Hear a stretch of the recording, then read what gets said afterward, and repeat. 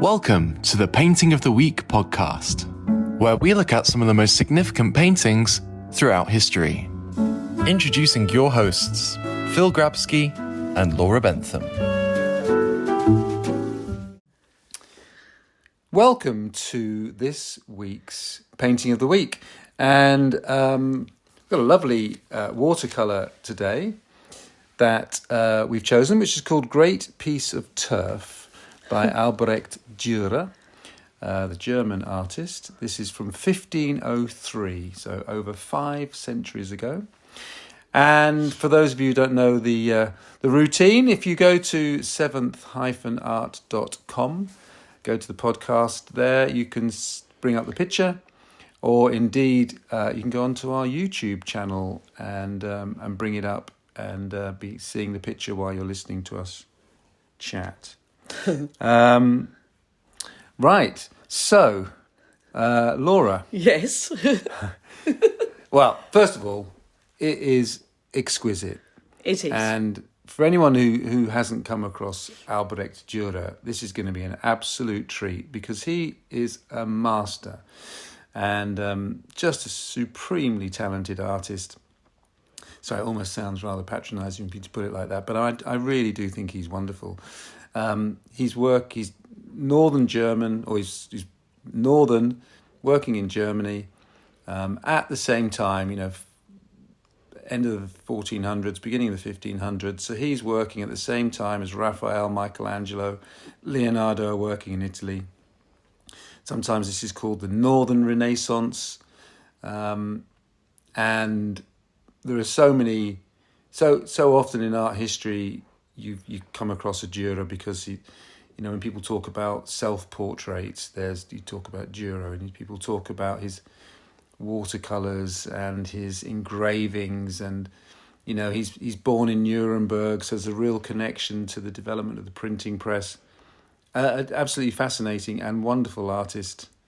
And then that takes us to this painting, Laura. What do you think? Well, as always, I'm just always astonished of what I don't know. So put the painting in, and the first thing that comes up, phone covers, T-shirts, tote bags, all with a great piece of turf on it. And I'm like, oh my God. I mean, this picture? Yeah. That you can buy really? A phone cover and things like that. I was just astounded. Huh. And I think to myself, I don't know, didn't really Laura, look at this. And say, but most things on the planet, most knowledge, we don't know. Until luckily I've come out of my greenhouse and got involved with you, Phil. You probably know more. Anyway, okay. So. I don't know. It just fascinates me. And then obviously I did actually speak to a few people this week, and I said, "Oh, do you know Dürer?" No one did. Not in my circle of friends necessarily. I think he's pretty unlikely. But then when you read up on him, he's one of the greatest German artists, and a master of the Northern Renaissance. Yeah. And I was just like, oh, okay. Then when I looked at this piece, it was not at all what I was going to expect from somebody that would be master of the Northern Renaissance. Yeah. Because it just looks very modern. Do you think so? I mean, it just looks so modern. It's just an incredible piece. So beautiful. I mean, people are buying it for their phone cases or, computer covers. Didn't let you know I might have ordered one myself. It's just the just the amount of green for a start that's in there, and how intricate it is. But it's not really what I imagined that was going to come up. Do you know green is an interesting thing, which I read. So by all means, contact us if you think this theory, which is not mine, is nonsense. But apparently, the human eye sees more variation in the colour green than any other colour.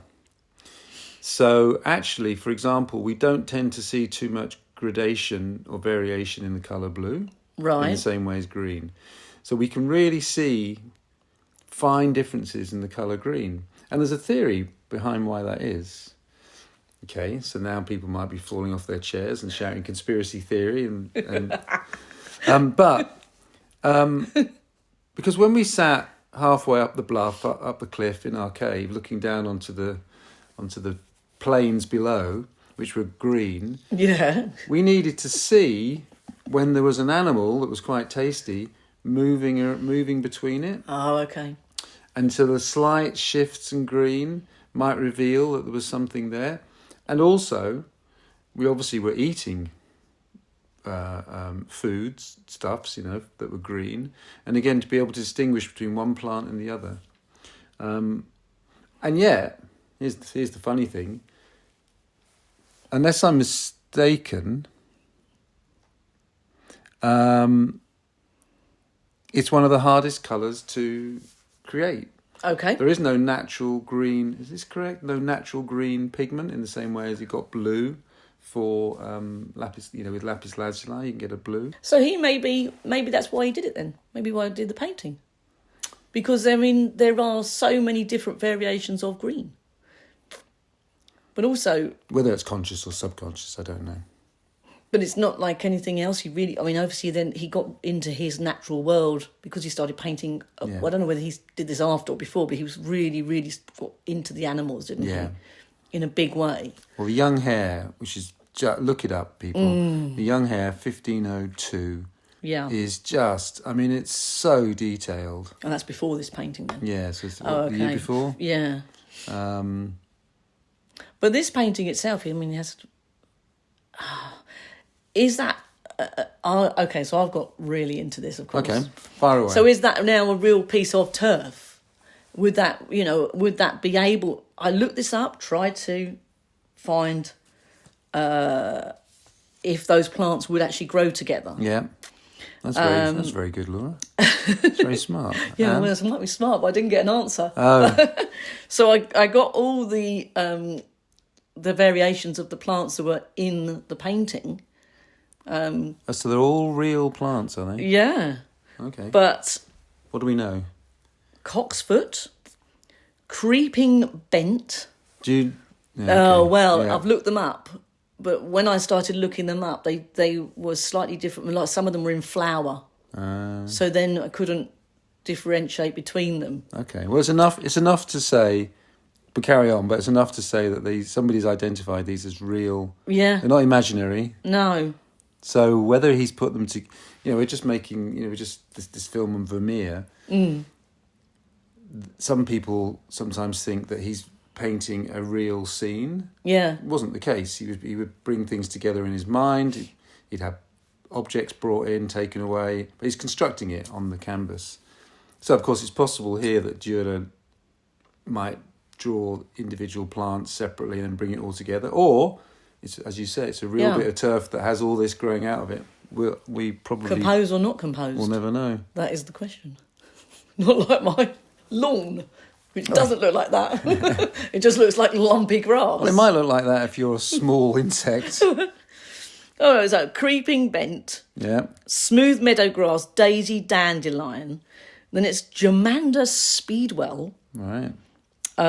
Greater plantain, hound's tongue, which is the one the leaf that looks like a tongue. Okay. And then yarrow, which I looked up and actually can be a tea. And then I started to think, maybe he got into this. Maybe he would quite like cooking and used some of these for... Could be from his herb garden. Yeah. Well, they're obviously medicinal. Yeah, a lot of them. Nutritional, some of them, yeah. None of them seem to be poisonous, but I'm sure maybe I'm wrong on that as well. I don't want to let everyone go and try these things and then find out. But in actual fact, have you ever been to Alnwick? I've gone off subject now. No, don't know Alnwick. It's got a really, really wonderful gardens up there, and there is a poison garden that you can go to, and it's actually amazing. Where's it's really that? good fun. It's in Northumberland. Okay. Yeah, really lovely place. Yeah, so anyway, sorry, off topic. But what down here in the south of England, it's Wadhurst, isn't it? Is it Wadhurst? Wakehurst? Oh, sorry, Wakehurst. Yes. Which is it's amazing there. Where they're with the Kew Gardens, they've got the germ depository. Yeah. Not germ. Seed bank. Sorry. I thought you said it was you that was feeling a bit dozy today. The germ. Go and look at some germs. It's our day out. Oh, Mummy, Daddy, I want to go look at the I mean, it'd be brilliant. Yeah, You could take off. The seed bank. Seed bank. Okay. But some of those country houses around here have got wonderful kind of herb gardens. Waco's place, lovely. But that, Alnwick is amazing. You know, the Romans, look at the Roman paintings, fantastic. And they often very realistic. Again, depictions of herbs and vegetation that could be used for medicine or spicing up the food. Or anyway. Maybe that's why he did paint it all, though. Maybe that he wanted to explain to people. Oh, I don't know. I mean, it's very... really gone off topic here. I mean, the structure of the painting is such that you kind of suspect it's not a lump of turf that he's just pulled out of the grass and brought into his studio, because it's very well composed. You know, again, we talk about this so often, don't we? But your eyes is circular, your eyes drawn around the frame. You know, that high, whatever it is in the middle, takes your eyes to the top and then down that diagonal fall down to the right and then down and around. And again, the light and shade. It's all slightly too conveniently positioned to be It amazes me that he didn't actually do any of those flowers in bloom. None of those little flowers are... He didn't put any colour into that at all, except for the greens and obviously then the earth that they're in. I wonder if there was a reason for that. I don't know. I wonder if he was tempted to, but then thought it's just going to be maybe a little bit too sort of like twee or something, not what he wanted. But he was very commercially minded, wasn't he, Dürer? Yes. And it was quite common for northern artists in particular to visit Italy and, to go there. I think he went for 4 years. Right. And I know that he was friendly or had friendly meetings with Raphael, for example. I know that he went to Venice. So good. So imagine that, a friendly meeting with Raphael. Friendly meeting with Raphael. He's had a really friendly meeting. Or Raphael had a friendly meeting with Dürer. Exactly. But don't forget, of course, that oil painting came from the north to Italy. Right. You know, it was so fortunate for the Raphaels, Michelangelos and Leonardos, because before that it was fresco, and that's a very difficult medium to work in because you're painting onto drying plaster. And then from particularly from the Netherlands, but this oil-based, pigment-based paint arrives, changes everything. Right, but he was very successful, wasn't he, in his actual lifetime, and knew how to make money from art with the printmaking. Yeah, he signed everything, and that's also important. So he's one of these early artists that promotes himself. There's some beautiful self-portraits, as you say. He's got his sort signature. Of, it's like to the A and D. So imagine if you saw something at the car boot with an A and D on it, because he did make hundreds, I think. Back of the carriage. Yeah. I mean, if it was Dragon's Den now, today, or back then, he would be a dragon. Because he sort of knew what he was doing. I mean, I read somewhere about the famous rhinoceros that he drew. Well, tell me about the famous rhinoceros. Well, that it was this Indian rhinoceros was sent to Portugal. Right. And he heard about it and knew that people would be interested because they hadn't seen a rhinoceros before. So he got someone to sketch down some drawings, and then he made this picture and prints and just sold absolutely loads of them because everyone wanted this new creature in their house on their walls. So I guess this is also taking advantage of new technologies, so the printing press. Yeah. Well, the other thing about the printing press, which is so important at this time, is of course it's spreading, in particular, the word of God, i.e. the Bible. Right. So all of a sudden, before this point, before the printing press, it was hugely expensive and time-consuming to create a Bible. Obviously, you've got monks in their monasteries, page after page, very carefully written and illustrated, and that was just in the hands of kings and Right. nobles. Okay. Printing press changes everything, because you then just it becomes more likely that the ability and possibility to get a Bible becomes broader. Obviously, not everybody gets one, but No. but also pamphlets start being distributed, and it changes everything, of course. And for artists, what you also then get is the ability to make copies. Yeah. By making prints and then trying to sell them.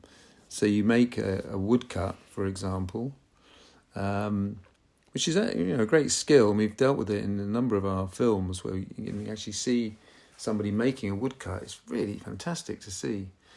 Actually, a very good example of this is our Canaletto film, Talking of Venice. Yeah. So somebody makes a woodcut, and then you make a print of it, and of course you can change it at any point and create a different type of print, and you've got to decide how many to print off and what the value is. And I'm alleging, I don't know, but it's possible that people will say, I'm printing off 100 and that's all I'm ever going to do. We don't know if he did that, do we? What, make prints? Yeah, but we don't know how. He didn't think to himself, I'm going to limit myself to... Oh, no, probably not. We don't know that. No, we don't know. Okay. But the distribution of prints is... Actually, one of the things that's very interesting, I'm going to go off on a tangent here. History of copyright. So an artist does a painting, Yeah. sells that painting, and then sees that the owner of that painting has, let's say, created prints, or even allowed someone to make a copy of it, or Right. and basically is commercializing the original painting. Yeah. The original artist, and historically, the original artists got really peeved by this, and actually complained and said, "You can't do that." And the owner of the painting said, "I can. It's my painting now." So it's really interesting. I'm actually getting this from my nephew's wife, who's like an expert in history of copyright.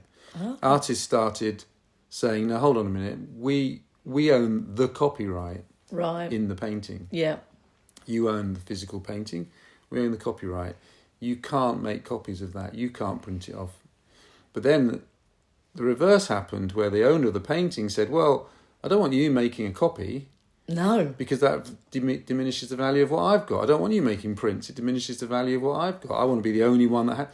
So it's this whole thing of who owns the picture, who controls whether copies are made of it. Now, these days, it's a huge issue because, of course, the internet has meant that there could be thousands of copies. Yeah. Now, broadly speaking, in our country, any painting, any artist that's been dead 70 years or more is out of copyright.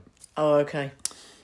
I think we were talking about that the other day, weren't we? Yeah. But less than that, so an artist, let's take a David Hockney, his studio works really hard to make sure there are no images of his on the internet that someone can just copy. Right. Because they want people to pay for the rights to do that. But it's so hard to control. We recently had an instance where... What was it? What was the instance? We had a picture on a poster that we got from a picture library, but the museum that actually owns the physical painting said, "Well, where did you get that image from?" Right. Well, it's easy for us to answer because we got it from a picture library, but we're assuming the picture library has the rights. Yeah, yeah. They shouldn't obviously have given it to us if they didn't. But it's hugely complicated. Anyway, so Dürer... Well, he must have been really complicated then with all his prints and wood cuttings and all sorts of things then. There's a real market for it. So whenever we see these paintings, we have to, this is true of Vermeer, that I've just been working on. You've always got to take into account, when you look at a painting, well, who's it for? Yeah. Is it for the artist? Is it for the artist because they're just going to sell it when they finished it without and thought of who that might be? Yeah, has the artist seen a possible, like Van Gogh at one point is told by his brother, "Your paintings aren't selling, do flowers in vases because people are buying for their homes, simple pictures of flowers in vases. Right. And Vincent van Gogh goes, well, all right. So he does. They still don't sell, but he does. All right, then. Just or are they commissioned? sunflowers. So, I mean, this could be a commissioned Yeah. work. Somebody said, you know, I want a painting of you know, some turf, please, Someone's lawn. for my kitchen, for my greenhouse. Anyway. But it is he's got such a variation of styles as well, hasn't he? He didn't seem so often you'll see an artist and you think, okay, that's His Adam and Eve are brilliant if you get a chance to look at those. right. I mean, I don't know if I would be able to spot one of his at all. I saw the praying hands. Oh, that's very famous, isn't it? Yeah, amazing.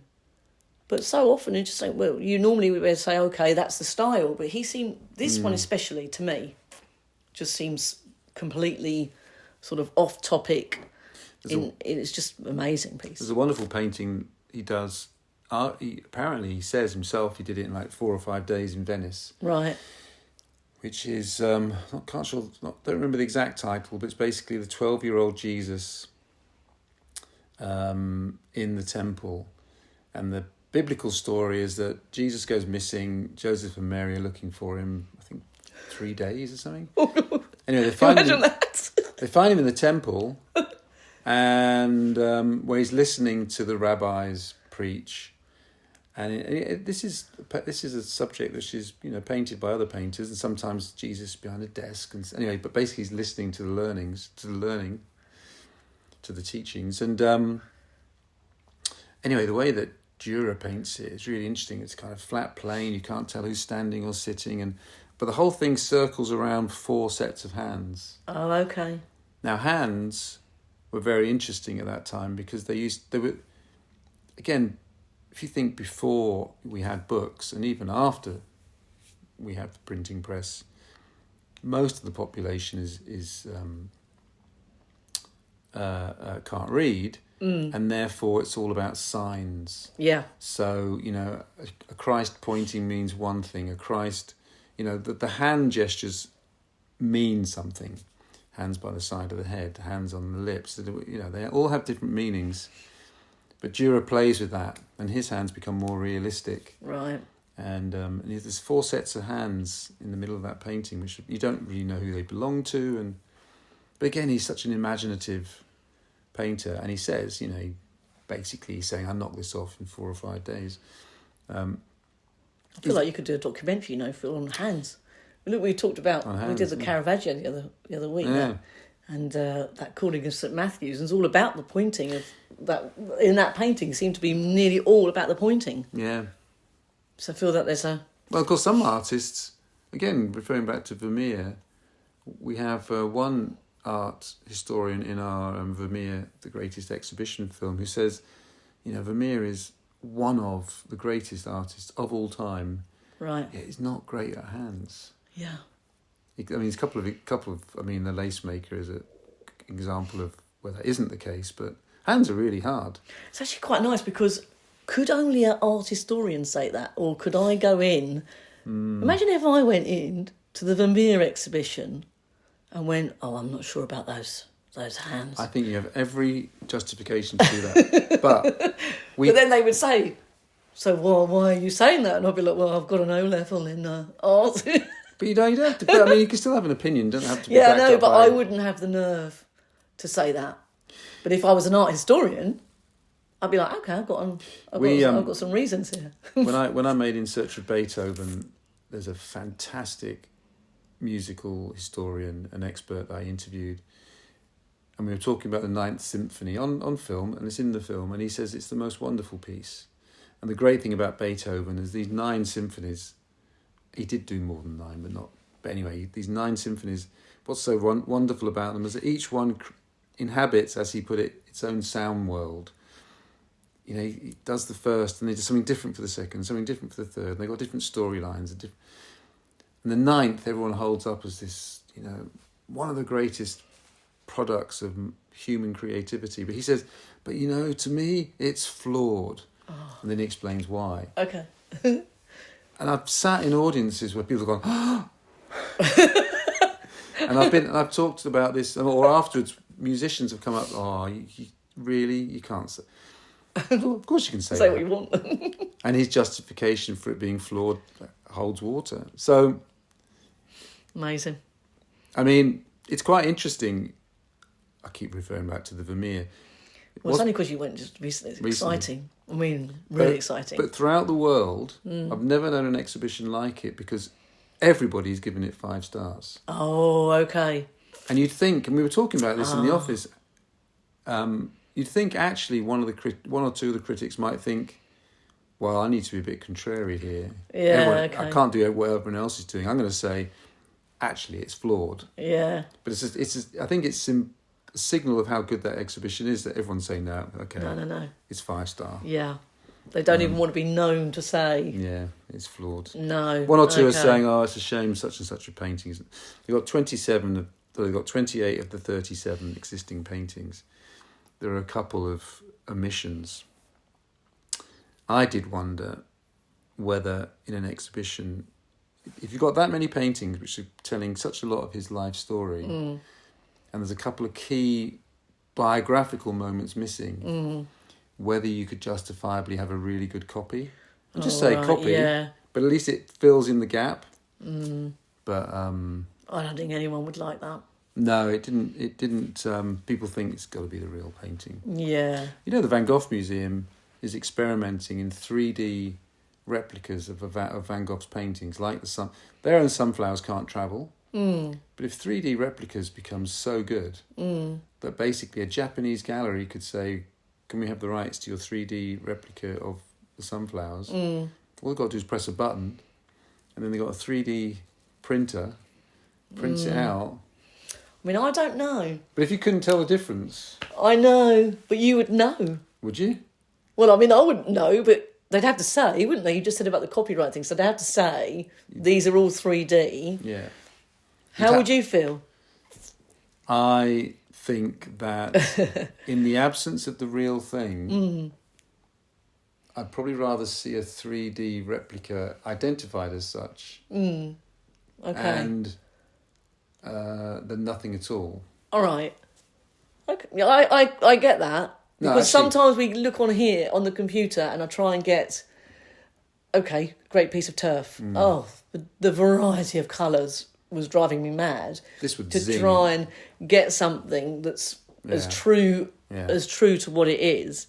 So if I saw the exhibition, would I think, I'll go and have a look? Yeah. But you're not going to come out with that feeling, are you? No.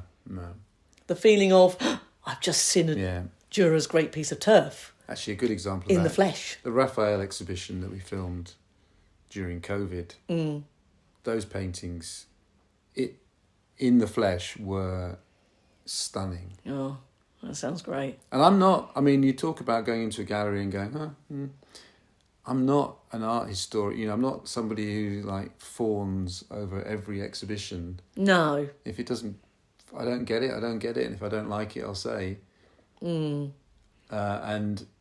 But the Raphael, it's obviously with exhibition on screen, we're trying to bring these paintings to as wide an audience as possible. But it's always in parallel to the hope and aspiration that it will just encourage people to go to their local gallery or national gallery or wherever and actually look at paintings. Because they are. I don't know where this is. I think it's in Vienna. It's in Vienna. If I remember rightly. I don't know where I've seen that. Sorry. I was trying to cut down on my notes. No, don't cut down on your notes. No, it's good. But if anyone could see me now with felt tips and paperwork, I seem to have... So... I've completely gone with it. Go on then, I'm going to shut up for 2 or 3 minutes. No, I haven't got any more notes, Phil. We've done it. We've done my notes. Oh, we can't have done. No. We can't have been through all that paperwork. Well, I enjoyed myself so much this week. It's a carpet of paper. It is a carpet of paper. But at least I attempted to cut down on my notes. And you are still sitting here with 4 or 5 pens in your hands. I know. And I do like my coloured pens. But, I've enjoyed Hold this on, week. I can see some stuff we haven't said. No. He's May 1471 to April 1528. We didn't say when he was born or anything. Yeah. I just got too into it. But people could look that up. Oh, yeah. Really. And And as I always say, I mean, I really enjoyed this week. I really, really have looking at Dürer. I think the thing with Dürer is if we can leave people thinking, "Oh, that's a name I don't know very well," I'll have a look, and it might be in an art book, or go to a local library, or see where your nearest Dürer is. Yeah. I mean, for example, if you're in the United States, I mean, there are so many amazing galleries in the United States, and you're living in Houston or Pittsburgh or somewhere, you might well find Norton Simon. You know, you might well find that there's a Dürer on show. It's definitely worth making a beeline. Yeah, I enjoyed it. It was really having fun. a look. Really fun. And if you're at the car boot, and one pops up, definitely get it. Or if any of you are art, cause I know, cause we obviously get messages from people who listen to Painting of the Week, and there are artists among them. I mean, here's a challenge, you know. Get on your hands and knees and have a go at doing a watercolour of what's in your garden. Well, when we did American Impressionists, a lot of those largely female artists did spend a lot of time painting their gardens, and it's beautiful. But I mean, it's challenging to do. I should say. I wouldn't in a million years try and take that on. No, that is something. That is because you can't keep rubbing things out. You've got to think what's going at the back and work your way forwards. Yeah. And then the more you look into the detail of it, there might be a stem that's slightly snapped, or just it always fascinates me is what they put in and what they don't put in. I mean, Yeah. you think, well, would there be an insect in there somewhere? But he hasn't done any of that. It's lovely, isn't it? it's a beautiful, It really is. beautiful work. Yeah, I I'd love have it. one for our walls. Let's hang it on the wall. We're going to need a bigger lounge. Until next week. Oh, by the way, just to say, we have made a Great Artists about Dürer, and all our films are available at seventh-art.com. And as ever, if you enjoy Painting of the Week, please do tell your friends. And of course, all our past films and books and fridge magnets and tote bags and Oh yeah, you're the people that are supplying it all, Phil. That's what keeps coming up. all available from seventh-art.com. Thank you very much. Thank you for listening to the Painting of the Week podcast. For more information, please visit our website at seventh-art.com or contact us by emailing info@seventh-art.com. See you next time.